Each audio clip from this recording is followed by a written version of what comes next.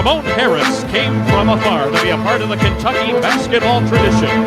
From Anchorage, Alaska, number 5, Ramon Harris. Wildcat Sports Talk is proud to present The Harris Way. Now, here's Ramon.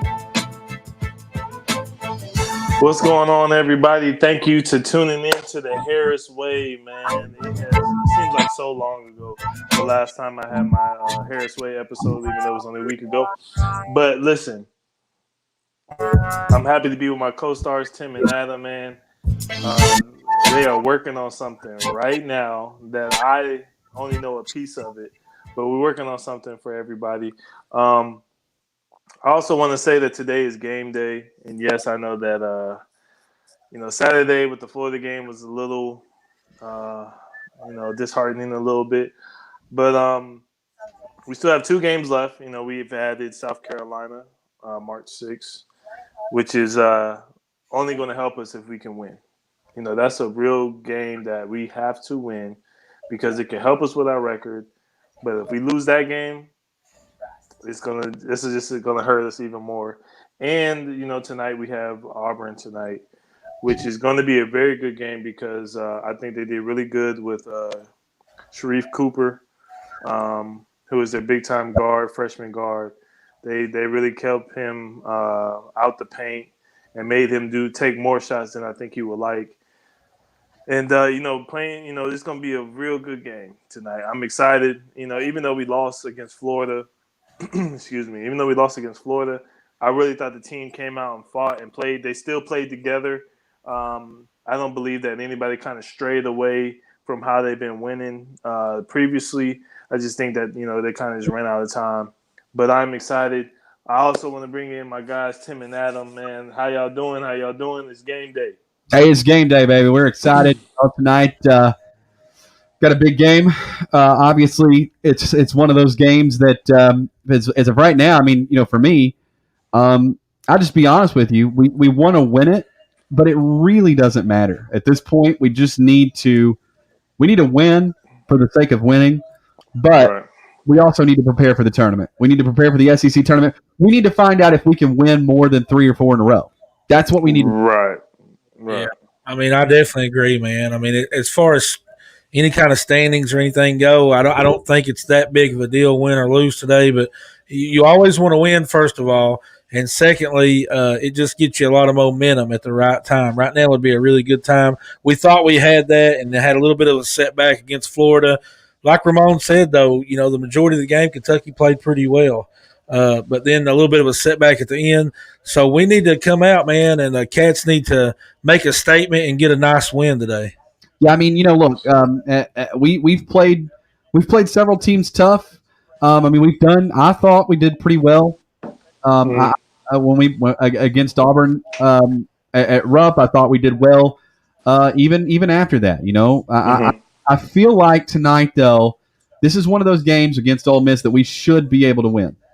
I said Auburn. Yeah, we play Ole Miss. I apologize. I said Auburn. I was just trying to, Yeah, I said Auburn. I was trying to smooth that over. I mean, yeah. Thank you. I don't know why I said Auburn. I don't know why. I went to a whole thing about Sharif Cooper and everything. I don't know what. Well, the thing about it is, though, is you weren't wrong. Sharif Cooper, when we played him at first, we had all kinds of problems containing him. Mm-hmm. But, and when we did try to contain him, another guy went off, right? Right. So when we played him in Lexington, we actually played him pretty well. I mean, and I thought that was one of our better games all year long. And I thought if we could play like that consistently, we're going to be all right. We're going to be all right. Yeah, that's the key with this year's team's consistency. Yeah.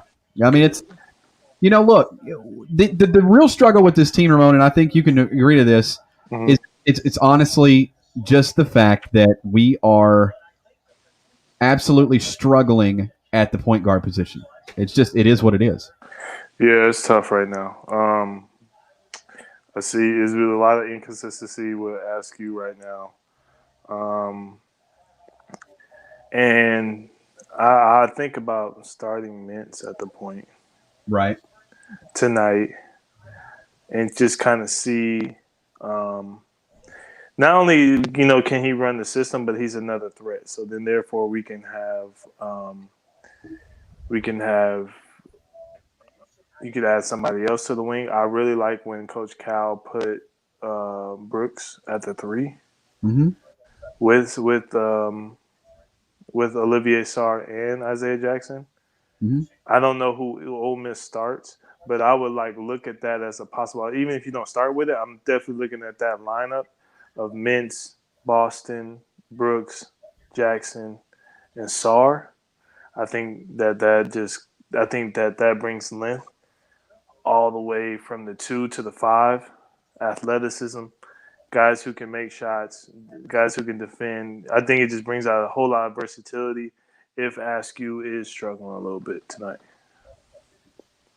Yeah, I agree with you, Ramon. Definitely. I've said it a few times this year. I really like Devin Askew, and Mm-hmm. I'm pulling for him, and he's had good games. I mean, when somebody has some struggles like he's had this year, a lot of people like to point it out and just talk about the struggles, and they get really frustrated at him. But he has had a good stretch of games at different times. Mm-hmm. And I hope he can get back into it. I mean, I think we really do need him at point guard if he's playing up to his capability. But right now, it's one of those things it's at the time of the season to where if a guy's going to get his stride back or whatever, he's going to have to do it coming off the bench probably. Yeah, and like I said, I haven't given up on Askew. I think he's going to be, and I said it before, and I stand by what I said. I think by the time he leaves UK, if he decides to stay and kind of fight through this process that he's going through, I think he will be. I think when by the time he leaves, people will remember him for what he left rather than what happened this year. Yeah. Yeah, you're exactly right. Yeah, Chris says he would watch, but he's at the UK baseball game. They're leading Hey, Chris, what's going on, Chief? 5-3 in the bottom of the 6th. So Go Cats. Go back Cats. and he's been a great contact, by the way. He's been an excellent contact. We're really excited about some things coming up for this show really, really soon. So yes, Chris, thank you. Appreciate you.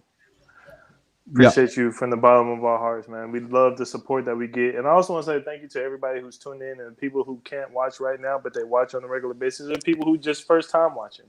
Anybody who has taken the time to click on us, whether it be the Harris Way, pregame show, Wildcat Sports Site, at any point that you decide, hey, I'm going to give these guys a listen, thank you so much. We appreciate it. Yep, it absolutely means the world to us. And if you'd like to talk to Ramon tonight, feel free to give us a call. Call me. 859-428-8419. I know that, right now. Ramon's giving the whole DeMarcus Cousins call me sign. There you go. Call Yep. me. Call me. Call me. That's right. I think it's funny, though. I didn't realize this, but kids younger kids, when you ask them to put a phone up to their head, they hold their phone like this. Yeah. But they don't know what this is. They don't remember this. Times have changed. I seen something the other day, and it was a kid eating cereal, and he was reading the back of the cereal box, and he was like, "Back in my day, this was what we did." Yep. Ramon's a goat. Thank you, man. I appreciate it. I was like, dang, I feel old when I seen that. Yeah, definitely, man. Definitely. I remember reading the back of a cereal box and watching Saturday morning cartoons. Right. Man. Got a lot of coming in today. Playing my regular Nintendo. Yeah. Regular Nintendo where you had to Exactly. I heard somebody came out and said that never worked. Like that was like proven that never really worked. that worked. That worked for me. That worked for me very, very well. Too. And the other thing that you would do too is I always remember that after you blow on it, you push it in there real hard. You'd be like, right.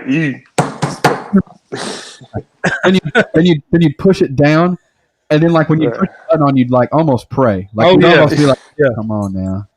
Like, come on, man. One more work for me. One more time. Yeah, exactly. What's funny is when it would go on though, it just stayed on. Yeah, it just stayed on for sure. Yeah. We got a question coming in, Ramon. So is Dante Allen, going to get more minutes? Oh, it depends on how the game goes, and I'm really, really rooting for Dante Allen. But what I've seen with the Tennessee and the Vanderbilt game is that there was a lot of assurance out of our guys, and I think that's because they knew who was going to play that night. They knew when they were going to play. They had that they just knew okay, this was going to happen. I can kind of feel when I'm about to come in the game. I can mentally get prepared. When you have a huge rotation, you just never know, and that's tough. That's tough as a player when you never know when you're going to get in. Because when you're sitting on the sidelines, you're engaging and cheering for your teammates. But that's a whole different thing when you're okay, I'm about to go in the game. That's two different focus levels. Yeah, that's Calipari. He always likes that short lineup this time of year. Yeah. Yeah. And I think most coaches do that. I think most coaches shorten their line coming into the SEC play. So who do we got on the line right now? Hey guys, it's Brandon. How are y'all doing today, man? What's going on, Brandon? Good, man. Hey, no, I just wanted to get in the conversation. I'm driving back from work from Savannah, Georgia, back up to the Atlanta area, and I'm sitting here listening to you guys as I always do. And I know I heard Ramon and you guys talking about Askew, and which just made me think about, I think we can all start thinking about the team we're going to have next year. And guys, honestly, you may not hear it a lot, but I mean, I'm excited about the team we're going to have next year. I wasn't the biggest fan. Like I know Tim said he's liked Askew a lot and all that, and I do too now. But if I'm being honest, I wasn't the biggest fan of Askew in the first, month of the season. But people forget I know we call these guys on the team kids, but he's a kid, a true kid, and he's supposed to be a senior in high school this year. Mm-hmm. But the fact remains, this guy hustles more, in my opinion, than any player on a team. I mean, he can turn the ball over and not always, make the right decision in a pass or anything like that. But honestly, I've come to really like Askew because his hustle, his attitude, kid cares, man. And that's what I want to see right now. And that's what I like to see. So I can't, I like Askew a lot right now. Well, Brandon, man, I was just going to say, Brandon, I'm a lot like you. I've kept saying a lot that I really like to Askew a lot, but early on in the season, first few games, I was like everybody else. I was frustrated. But what really got me really liking Devin Askew's game is that whenever he lost his starting spot and then he didn't hang his head, we never heard no controversy going on. And then whenever he did get in the game, he was playing harder. And he was correcting his mistakes, and he was doing all the right things he's supposed to do. And the kid, you can never watch the game and go, he's not trying. Like, he might be making mistakes, but he is definitely trying the whole time.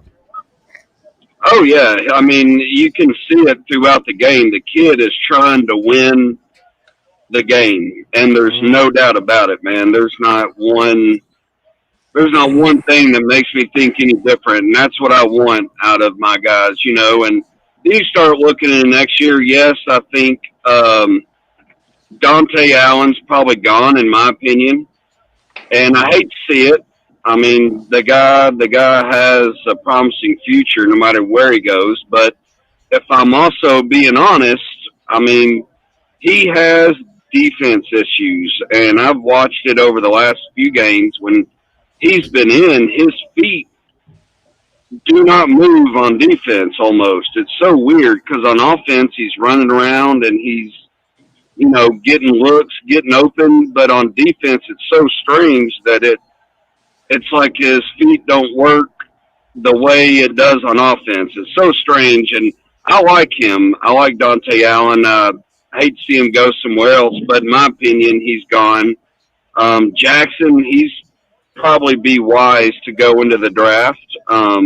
We got Oscar coming in behind him, who should be almost like another Reed Travis, if not, maybe even a little better. I don't know. I saw a video of Reed Travis the other day in Japan dropping 42, and the guy can shoot inside and out these days, but he was never a horrible shooter. But anyway, we got Oscar coming in. We got our freshmen coming in that seem to be promising and good. Even Ware, who isn't the biggest offensive threat in the world. You look at a guy like Ware, that's another guy like Askew I didn't really care for in the beginning of the season, but again, he does the dirty stuff. I've seen him fight. I've seen him, hustle for rebounds and really fight inside, and I like that. And I think that's going to do a lot for us next year. I think we have a lot of key guys coming back, especially if Mintz. Honestly, I think Mintz could really improve his stock by coming back. So all in all, fellas, I think we're going to have, we're going to lose some guys, but I think we have key pieces coming back next year. And by the way, Askew, he's 3 to 4. But like Ramon says, man, by the time he leaves UK, that kid is going to be able to take over games, in my opinion. He can drive to the basket. He can score the ball in the paint, even for as small as he is. He can – I know he hadn't hit a million threes this year, but he shows he can hit threes. So, the years coming, I think, are positive, and next year I think even more positive. I think we're going to have a good squad next year, and I think we'll beat Ole Miss tonight, guys. It won't amount to anything, but I think we can beat them. And this year kind of just hurts me so much. Yeah, we got blown out by Alabama, but other than that one game, for the most part, I may be missing one, but we've shown we can play with every single SEC team, for sure, that we played against. There's no doubt about that. What do you think, Ramon? Yeah, I definitely agree. Besides the blowout Alabama game, every other game we've seen them fight, but it was just like they didn't complete. Either they played like the last 35 minutes or the first 35 minutes. Like they didn't play a full 40. But we still seen signs of them that they had the capability of doing so. I also believe in I agree with you, Brandon, on the comments about Askew.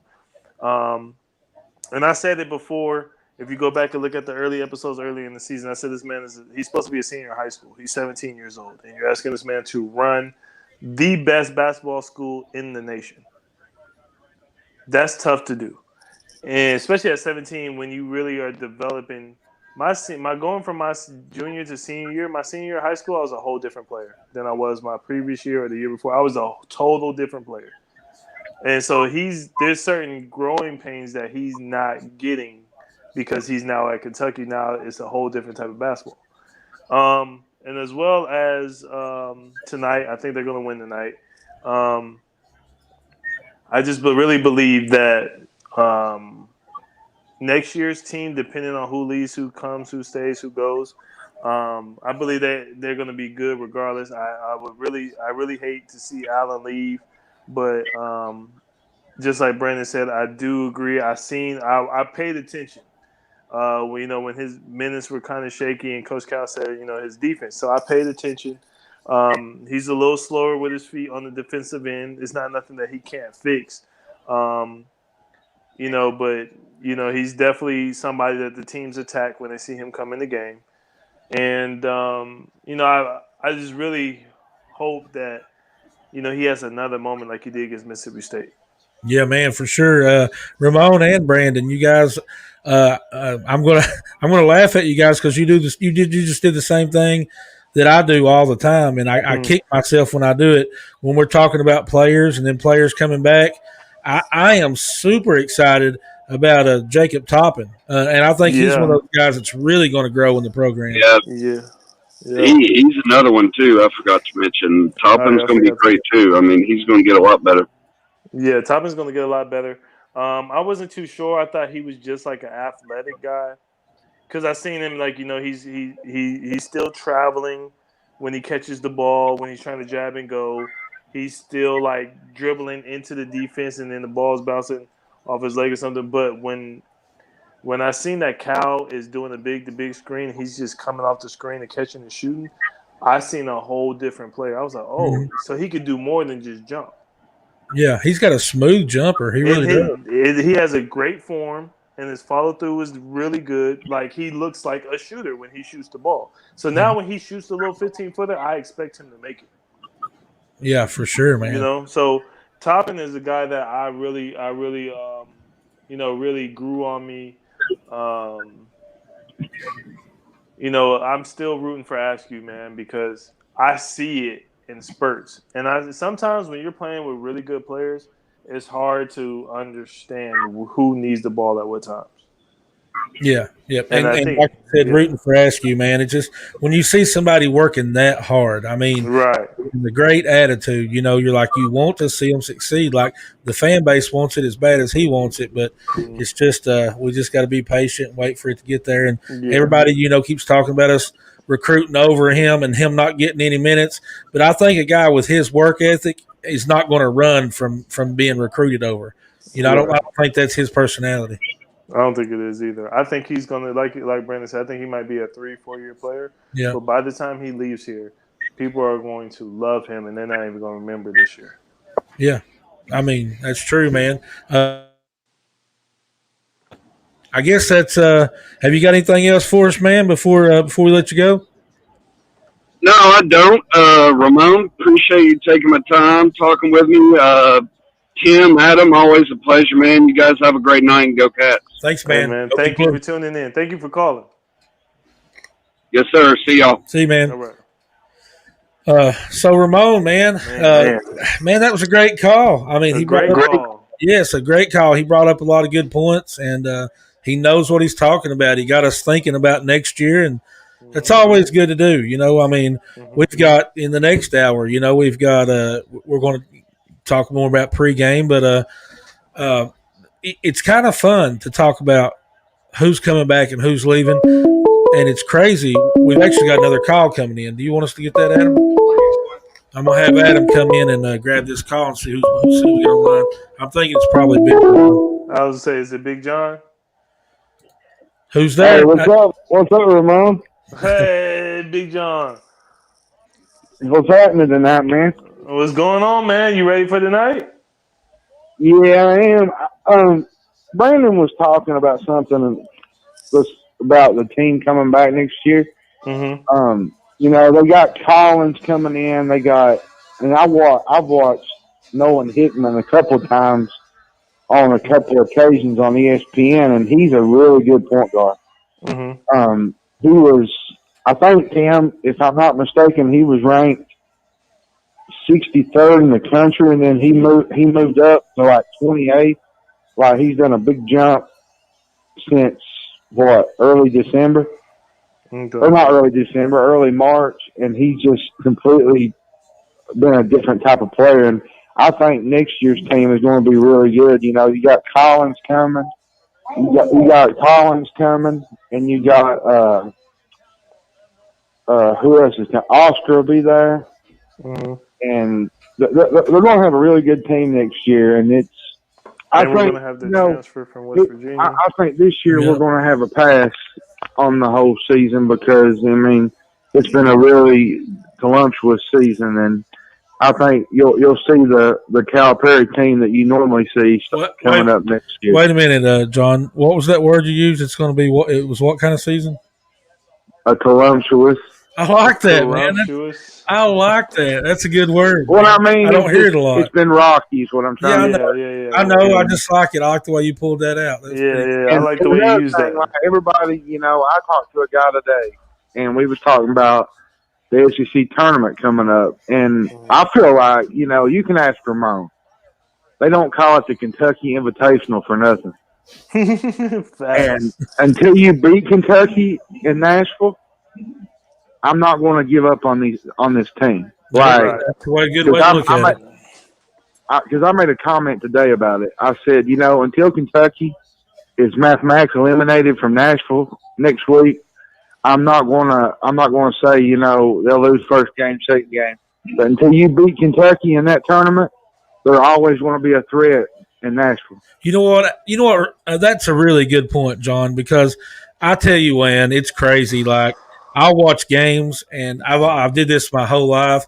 I never count Kentucky out until they're mathematically out, until there's not enough seconds on the clock to score that Right. many points before I say, okay, we've lost. I never Right. say it in the first half. I never say it, whenever you're down 10 with a minute to go, I'm not saying it, but at one point it becomes mathematically impossible. But I'm like you, John. You can't count Kentucky out, man. I mean, and I don't think Ramon, tell me what you think. I don't think any team in the SEC has got Kentucky counted out by any means. No, and I think however it plays out, and whoever play first, that first game, whoever plays Kentucky is going to be tough because Kentucky has everything to gain, and whoever they play, they have everything to lose. Yep. And that's a tough They're game. playing for house money at the tournament. You know Basically. what I'm saying? Yeah, It's like, yeah. I was telling a person today, like, if we could get out of that 8-9 game, Mm-hmm. what I'm saying, where you would have to play Alabama the next game, if we could get down, maybe win out and get the 6th seed and play, it would most likely be Missouri or who's the other team above that? Oh, maybe Georgia. Mm-hmm. And then if you won that game, you'd play Arkansas. Mm-hmm. If you could get to that game instead of Alabama, you have a better chance of getting to the semifinals or championship. Because if you get in that 8-9 game, you're pretty much going to play Alabama in that quarterfinal game on Friday afternoon. And with the way we played Alabama in the SEC tournament in the last couple of years, Ramon knows about that. That's who we always play. Yeah. And I'm just curious, John. I'm just curious for both of you guys to answer this one. I'm just really curious to see this team. We've not seen this team in a win or go home situation. Usually this time of year, we're looking at seeding. We're all thinking about NCAA seeding and, where we're going to be seeded at. And then we always feel like we kind of got the short end of the stick because they always seed us too low. I don't think anybody has any worry about what our seeding is at all right now. Not right now, no. Kentucky's going to go into the SEC going every game in the tournament. They're going to go, it's win or go home. It's win or season over. Now, let's see, Ramon, what these guys, how they respond to that season-ending type game. I agree, man. I think right now is like everybody's like, okay, let's finish these last 2 games, and then let's see where we land in the SEC tournament, and let's take it day by day. I think you bounce back to that. I think you make a statement tonight against Ole Miss. And yes, they're playing on the road, and yes, Ole Miss is a pretty good team. But I think if you're Kentucky, you're like, we're making a statement tonight. That us beating Tennessee, us beating Vandy like that week was not a fluke. Let's show them that like this is us moving forward. Right. How many games do you guys think we're out of the NCAA tournament? Like how many more wins do you think we would have had to had and we would say that we were in? I believe, this is my opinion now, I believe had we beat Florida Saturday and we won out and we at least got to the championship, I believe there would have been an opportunity. Yeah. Yeah, I think it would have been an opportunity to get to the tournament. But we didn't do the crucial things down the stretch. I rewatched it actually today, and there were so many opportunities, man. Like there was one play in the game. I believe it's when Florida went ahead there late in the game. We double teamed the guy in the post and left the guy wide open, and Florida and the guy knocks it down. Like a lot of times these kids, they're just kids. They're freshmen, and they make crucial mistakes at crucial times, and that happened to be one of the crucial times where we got away from our defensive prowess like we normally do, and we left the guy wide open and he hit it, and the rest was history. We never could recover from that. Right. And it's just. There's so many things you could say about this team. I mean, we could talk about the Billy Gillespie teams with you, Ramon. You know what I mean? Yeah. I mean, they're kids. Right. And they're going to struggle. Mm-hmm. And, every team has a certain thing they struggle with. And this year has just been freshmen. Like, I'm not a big fan of Askew, but like you said, I'm going to give him an opportunity and chance. I mean, I just feel like he's just a young kid. He should be in high school right now. Right. And, you know, but Right. I'm just going to say this and I'll let you go and y'all can talk. But if Kentucky was to pull out one of the miracles, I call it the miracle on ice, like when the United States won in the hockey tournament or the hockey, whatever that was, back in the 80s. Whatever that was. Whatever that was. If they end up winning, they'll probably end up getting maybe a 12 seed. And if I'm a 5 seed, I'm worried. Kentucky ends up getting a 12 seed in that NCAA tournament, I'm going to be so upset. Oh yeah, you don't want to draw Because Kentucky. I'm not going to be a happy camper because you're like, you'll we be had a thinking really to good yourself, season. oh my God, Yeah. Kentucky just won the tournament and now they're a 12 seed and now they're playing us. Yeah. Like, I'm going to be thinking, oh no. Like, Exactly. why did we have to draw Kentucky? Exactly. You know what I mean? I mean, they're still a threat, even without. You're right, man. You're right, John. But But anyways, I'll let y'all go. All It's right, been man. nice talking to you, Ramon. All right, Big John, man. The Gillespie deal.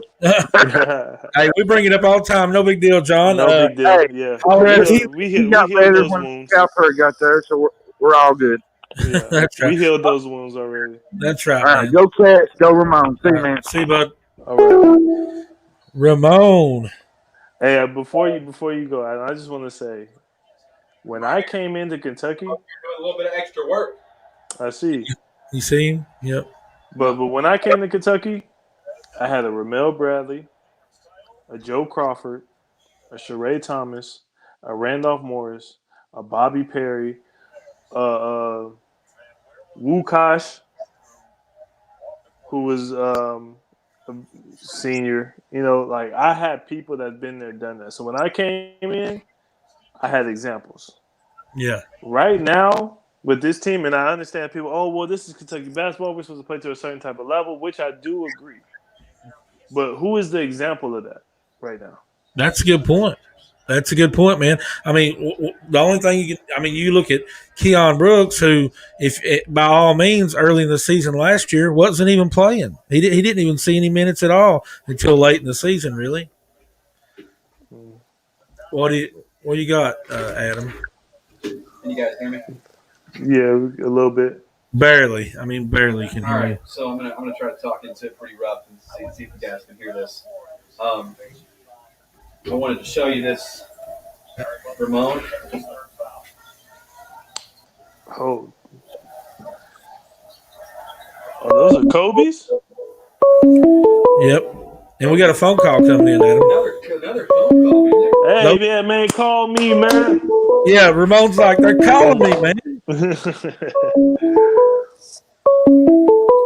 Hey, what's up? What's up, Ramon? What's going on? Yes, it is. Quincy. What's going on, guys? What's going on, Quincy? Ramon, I got a question for you, man. What's going on, Chief? You've been a part of teams that have been on the outside looking in when it comes to getting a bid for the NCAA tournament. How do you ignore the pressure or ignore the outside noise and just fight to get in the tournament? Believe it or not, Billy G just said, I remember my sophomore year, we were playing, and we had our non-conference schedule. We didn't meet standards at all. But once we got an SEC play, I think we only lost like, 2 or 3 times? Once we got an SEC play. I think the thing is that Billy G kind of just like left us alone a little bit. You know what I'm saying? Like he was like, at first he was real like nitpicky about every little thing, nitpicky. But I think he like kind of like loosened the strings a little bit and just let us play. And that's when you've seen us really take off because let's be real, when you are able to come to the University of Kentucky, you're already quote unquote upper echelon. So you have basketball IQ, you have ability, and you know there's certain things you have to learn as you get to the college level. But for the most part, you know, you have the best players in the nation. And sometimes you got to just let the players play and not think so much. And I'm not saying that's what Cocal is not doing. But right now, if you're Kentucky and you know you're on the outside looking in and this and that, man, you just shrug your shoulders, tighten your shorts, and you say, man, it's me versus you. One game at a time, one play at a time. You just kind of understand. I'm gonna control what I can control. Yeah. Don't worry about. And Don't worry about what I hope the Cal does is I hope before the SEC tournament, I hope he shows them all the stuff about Joe Laurinaitis saying there's no chance they can make it, and how everybody's hating on Kentucky. I hope he shows them that, gives them a little more adrenaline, and they come out fired and they surprise everybody. I hope that's what happens. Yeah, and I think that starts with tonight. Tonight and how you play on the 6th against South Carolina will dictate the type of response you'll get SEC play come. Yes, sir. All right, great answer, Ron. I just figured I'd check in and ask you that question, man. All right, no problem, man. Thanks for calling in. No problem, man. Go Cat. Take care, Q. See you, buddy. Ramon, I'm back. Anyway, I wanted to show you my shoes, man. I love them. I absolutely love them. Those are cool. Those are the ones by Jody Meeks? Yeah, those are Jody's. He actually wore them. They're his. So. You guys are loading up on a lot of stuff over there. Oh yeah. Yeah, we've kind of got an addiction going, and we it's pretty crazy. It's crazy. Y'all loading up every week, man. I'm seeing something new over there. Yep. Yeah, it's crazy. It's crazy. We got the. Well, check this out. I actually had this made because I thought it would go really good. Don't ever invite us over to your house or your parents' house, and we'll be unsupervised. You know, bad things would happen. Yeah. Yeah, I'm already knowing. He's already knowing. I'm already knowing. He knows. Mental note. Welcome into Wildcat Sports Talk and the Harris Way. Who's this? Hey guys. Hey, what's up? Can y'all hear me? We can hear you good. Hear you. Hey guys, I'm so sorry. This is Brandon again, and I don't mean to. Hold on, I'm so sorry, y'all. No, you're fine. No, you fine. Hey, I'm so sorry to call again, but the last caller made me think of a question, and this kind of question for everybody, but especially Ramon, I guess, being that he played. But one thing I did notice in Florida, obviously we started playing great from the jump, just doing whatever we wanted to. But as soon as Florida started zoning us, I noticed we reverted back to the way we were playing in the first, 2.5 months of the season. So I guess maybe more for Ramon, I don't know. But how do you, obviously if I'm Ole Miss, I'm going to zone Kentucky after about the first few minutes of the game, middle of the first half, I'm zoning them. So my question is, I guess, Ramon, is how do you why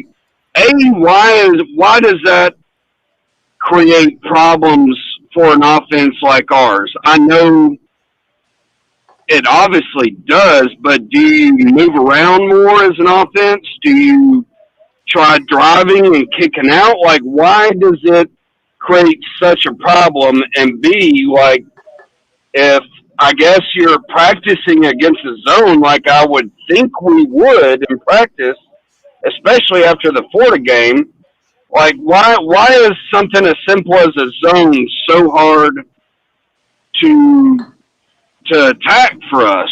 And again, I'll hang up so I can listen to you guys talk. And again, I apologize for calling again, but don't apologize. Question popped up in my mind, and I'm like, it reminded me of that because I'm wondering this same thing in the Florida game. I'm like, why is the zone so hard for us? And it literally made us revert back to, 3 months that we were playing 3 months ago, and we became a one-dimensional team again. So I'm just curious, Ramon, A, why is it so hard? B, what can you do in practice other than tell the offense to move around more, attack the middle, kick back out? I mean, what do we got to do against the zone, and why is it so hard? Right. Hey, it's a good question, man. Don't apologize for calling. We love it when you call in. Yeah, yes. Call it, Ramon. I appreciate it, guys. I'll listen. Thanks, brother. All right. Yep. You got it, Ramon. You got it. Yeah, I'm gonna give him like 1 second to kind of click away. Make sure Yeah, get him ready so yeah, you get ready. Um, okay, so um, one thing when the team goes zone, it's for two reasons. Either you cannot shoot the three, or we cannot guard you man to man. I always see when the team goes on, I'm like, oh, they don't want to guard me man to man. That's my initial thought. Oh, they don't. They scared to guard me. So um, for me, I kind of get excited, like, oh, they're scared to guard me. So if they're in a 2-3 zone, you have to understand where the gaps are. The gaps are in the middle, and they're in the wing 15-foot area between the top guys and the baseline guys. So if I'm on the wing, I know when I catch this ball, the top man has to come guard me because he doesn't want me to penetrate. So therefore, I'm gonna drive one dribble straight towards the basket, and that's going to tell me where the rotation is coming from. If the bottom man is going to come up, or if the guard is going to come, and if the guard comes, that means that the second guard on the weak side is going to rotate middle, and that far guy has two people to guard. So that's where the cutter comes. So it's kind of understanding the purpose of the zone. And I think what Kentucky struggles with that I've seen and I can remember off the top of my head is that they force us to shoot the three. They use it almost like a boxing one. Like, okay, Davion Mintz is over here, and we have BJ Boss on the other side. We're going to shade more towards Davion Mintz side, and we're going to make Askew and Boston shoot the ball, shoot contested threes. And that's the thing that I think that why teams go zone against Kentucky, because once we get downhill, we're hard to guard. We have the kick out to the three, we have the lob, and we have the guys that's able to finish at the rim. So to eliminate all that, you go zone to make them slow down.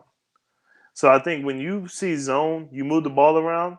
After you move it a couple times, attack a gap, and you're attacking the gap to understand the rotation and get a shot for the next guy, not for you. Unless you blow by the individual, now you're in regular. You got the lob, you got the kick out, you got the floater, or you might even have the pull up.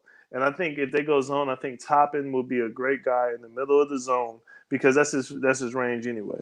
So you kind of run the same down screen play that you run, you just set it on the 5 man and he comes to the middle. And if you have two guys in the corners, the corner man can't help with the free throw line. So it's kind of just understanding where the gaps are and understanding where to get certain players the ball. I think BJ Boston would be a great person to catch the ball in the middle zone. If you swing it to the wing, swing it to BJ Boston, he swing it back, and when you throw it to the corner, he cut to the middle because he has the ability on one dribble to get to the rim, or he can knock down a shot, and he has the ability to drive, attack, and kick. Um, but I think it struggles with them because most times when you see zone, you think move the ball around for an open shot. But for Kentucky, they need to move the ball around to get the defense moving so that they can attack like it is man to man, and then your options are still the same. Um, I was going to say, I think you're 100% right, man. I mean, yeah. definitely you're right. And that's a good way to look at it. I think a lot of teams and a lot of players just fall into that Mm-hmm. old habit of when they see a zone, they're like, oh, we got to shoot now. Mm-hmm. You don't have to shoot. A zone wants you to shoot. So Mm-hmm. I like the way you described that. I like the way you said attack it. So that's what they need to do more of for sure. Well, Ramon, let's let you get to your predictions. We're going to do ours in the next hour because we got about 10 Okay. minutes before we got to get on. Okay. At Ole Miss, just lost 77-69. But I think that it's going to look, I'll say 81-69. But I think it's going to, like the way they play, the score is not going to dictate how dominant they were. Wow. Okay. I like that. I like that. Real quick, though, I just want to throw this in. Derek says, Ramon, have you ever thought about coaching? That was a really great explanation. What's funny is everybody that I know has said, I've even had coaches that I play for say, hey, man, when you retire, I'm going to call you. I don't Yeah. know if I want to be a coach. I'd rather be like a trainer per se, Yeah. but there's no telling what God has planned for me. Um, I can coach, but there's a difference between knowing what to do at certain moments and doing it every day. I think you would be really good, Ramon, at a clinic. You know what I mean? A coach, like a coaching clinic type thing. You know, like you said, individual camps and type things like that. Yeah, like I want to train because I like to work with kids, and like I see a lot of people, trainers, on social media, and they have them doing so many different drills. I'm like, at what point is he going to do that in the game? Even if you're like a De'Aaron Fox, like when De'Aaron Fox first got to Kentucky, he was trying to do the like little things like side to side stuff that he's doing in high school, and Coach Cal broke him out of that, and he became De'Aaron Fox when he was north south. Mm-hmm. Yeah, just run by everybody, and use your skills and your talent. And then now that you're so fast, they're gonna back up. So now you're really shooting the shed shot, even though it's off the dribble. But I just, no telling what God has planned for me. I do love basketball, and I do love working with kids. Coaching, though, that's a little different. I don't know. Maybe I will be. My dad and my stepdad coached at some form of level all the way up to high school. I don't know. We'll see. But I just love basketball. Like, I watch basketball all the time, whether I'm watching highlights, whether I'm watching old games, whether I'm watching current games. I'm always watching basketball. So thank you for the compliment. I just understand basketball, and I know when I do something, rest in peace to my coach, White, but he will always ask us, why did you do that? And he's not asking you because you were wrong. He's asking you to make sure you know what you do, why you're doing something. And he's always used to teach us. If you're going to do something, know why you did it. Yeah, exactly. So go ahead with your prediction, Ramon. 81-69, Kentucky. Gotcha. And I'm going with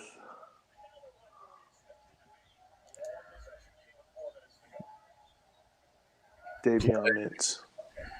I'll take my player of the game. Player of the game. Sharpshooter. That sounds good, man. Another great show, Ramon. Yeah, thank you, fellas, man. Hey, listen, I appreciate you guys, man. It's always a pleasure to be on here with you guys. I definitely look forward to the pregame shows and the postgame shows.